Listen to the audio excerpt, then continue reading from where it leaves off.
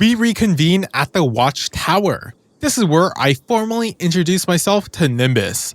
Nimbus himself is a rookie cloud strider, the Neomunian equivalent to Guardians. Rohan is their superior, and together, they have protected the city this entire time.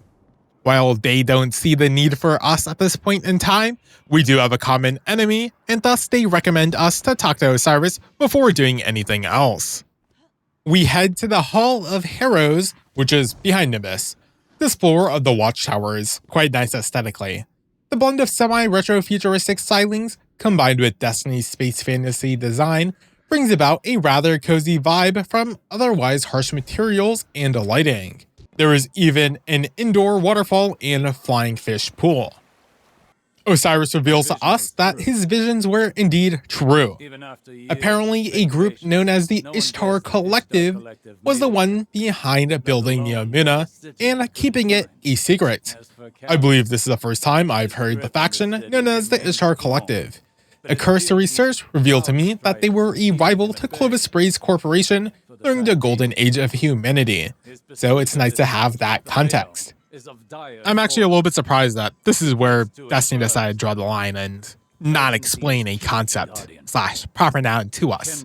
Osiris conveys Nimbus's feelings, as these Cloud Striders have been doing a fine enough job, at least for now. Calus is in pursuit of the Veil, and we need to get to it before he does. Wow, what great revelations! Truly, I've learned so much from this excellent use of dialogue. We talk to Rohan next. Unlike Nimbus, his reception to us is much warmer. He always supposed that they, the Cloudsiders, would have fought against us, the Guardians, as enemies.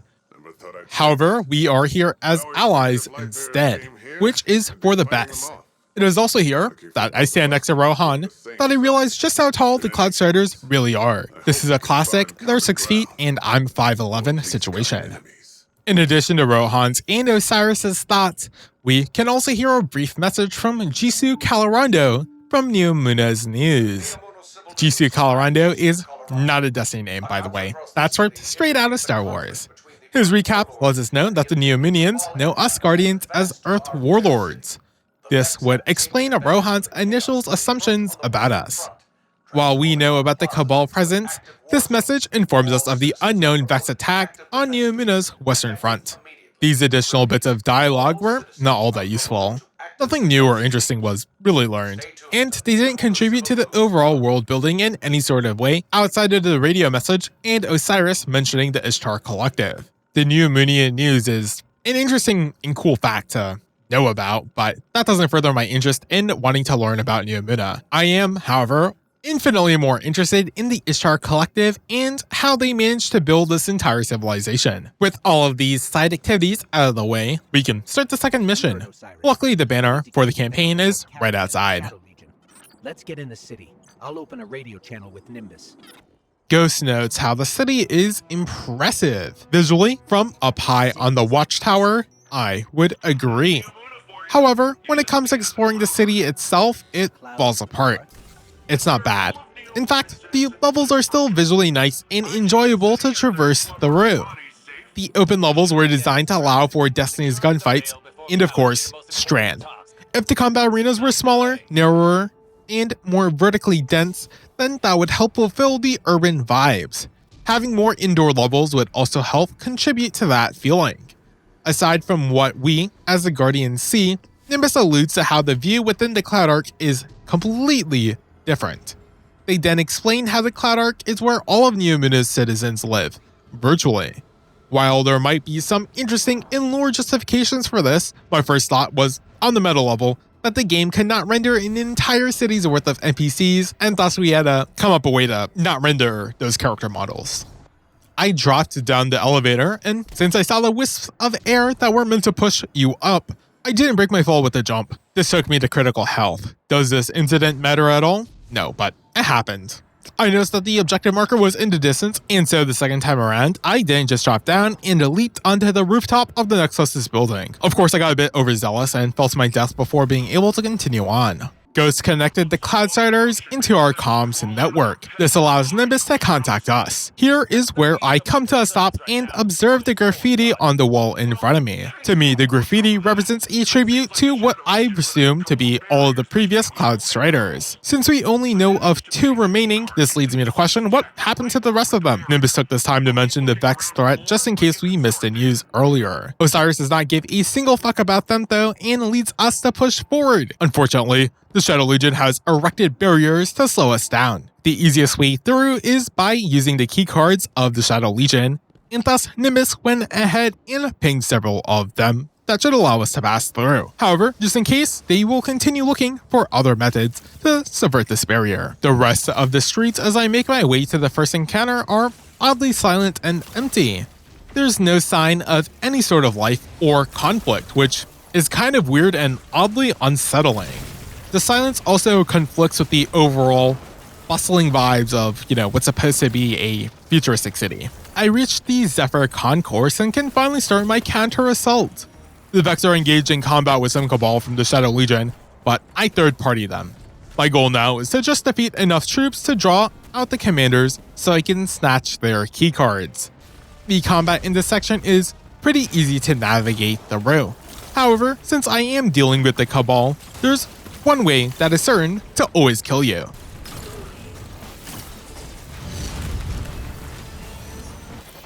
The centerpiece of this arena is some sort of spinning generator and or monument in the middle of what I assume to be some sort of park. I obtained the first corrupted keycard from a code bearer, but we still need 3 more. Luckily, instead of us having to go look for them, the rest of the commanders are headed our way.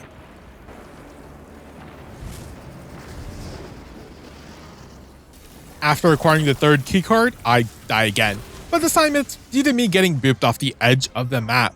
In the business, we call this foreshadowing. With all 4 keycards, I let Ghost try to dismantle the barrier.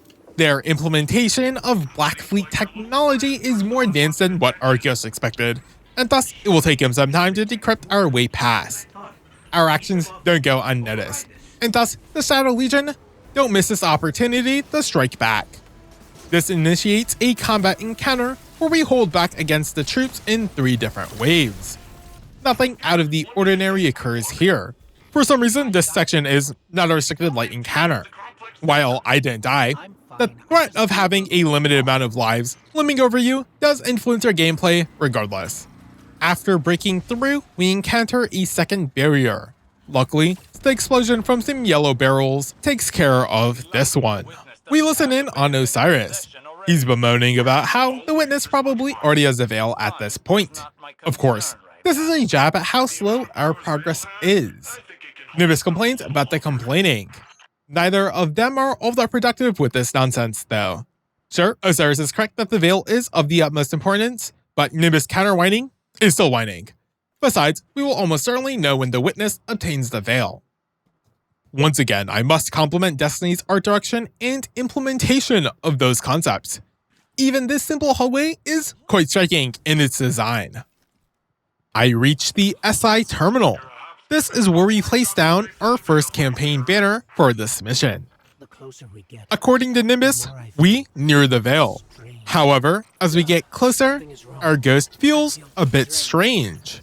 Initially, I thought that this could have been attributed to the veil's mysterious powers, but this strange feeling is most likely caused by the strange device in front of us.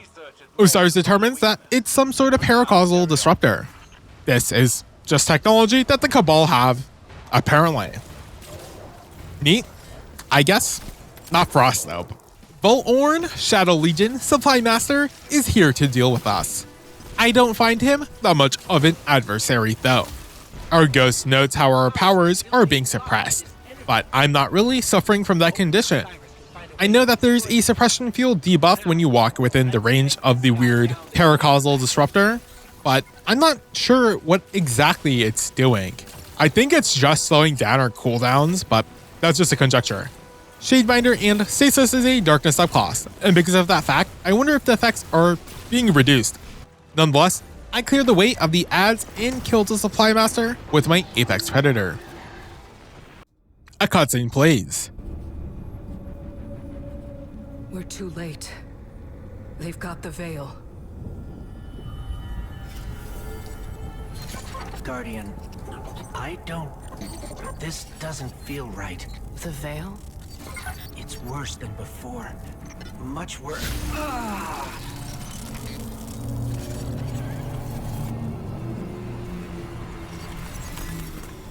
My witness.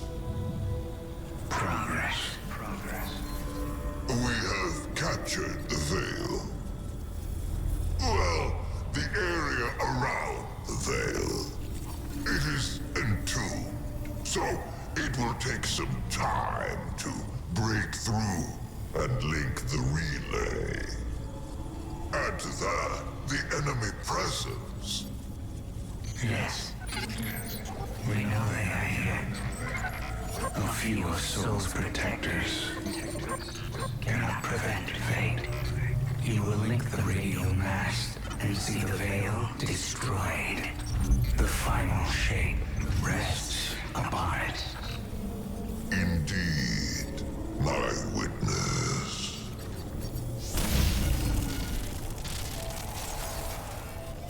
That was familiar. Only much stronger this time. I feel sick. Like I shouldn't be here. We're in this together. Osiris and Nimbus need to hear about this.